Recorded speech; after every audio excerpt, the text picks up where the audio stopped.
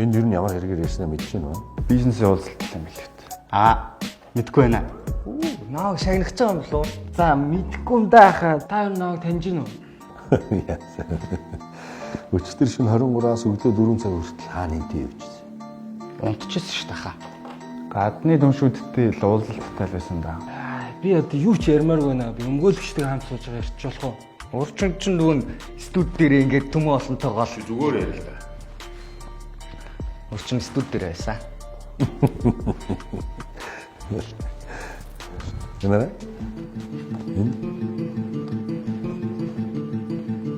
Энерги хийсэн. Энийг бандер хийсэн шүү дээ. Мэдгүй. Стараг юм байна цагтаахаа. Би дарахтаа ч ярьж болох уу? Байна уу? За наашаа юу яачих вэ? Машина явуулчих уу? Тий. Эндээс нэг 4 зорчигч байна, суулгаа явуулчих. Бүгдийг сагаачих. Тий. Хэрэгэ үлээхгүй юм байна. Завч өрөөч. Байж байгаа шүү. Тэсэ? Яг эдрийг хийснэ би мэднэ. Гэсэр. Энэ тамхины ишнүүдийн дондёр хаяад энэ мөчрүүдийн бакрэ буглаад энэ гүрэл бүх хогнуудын энэ савнуудыг хайцсан. Би яач Хоёулаа энийх үндэ ярьчих хөө. Яг яасан гээ ямар учраас ингэж юм. Энийг бол би ерөөхдөө харсан. Энийг гүрүүл тэрэд бол иймэрхүү хэрэг үүссэн. За энийг бол би хийсэн. Залуусаа муу байна. Та нарыг олон хүмүүс харж үлгэр дуурайлал авч байгаа шүү дээ. Өөрсдөө ийм байхаар чинь яах юм бэ?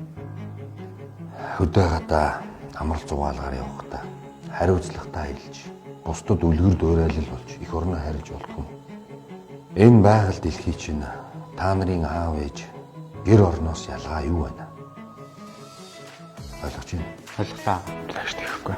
дүүн яг энэ хогны талыг хайцсан юм уу? Цаашдаа энэ бол гарахгүй. Бид нэр залуучуудаа сайн уриалнаа. Уучлаа. Уучлаа. Айгал энэ дэгүн ирлээ явлаа зэвэр хариуцлагатай аялцгаая.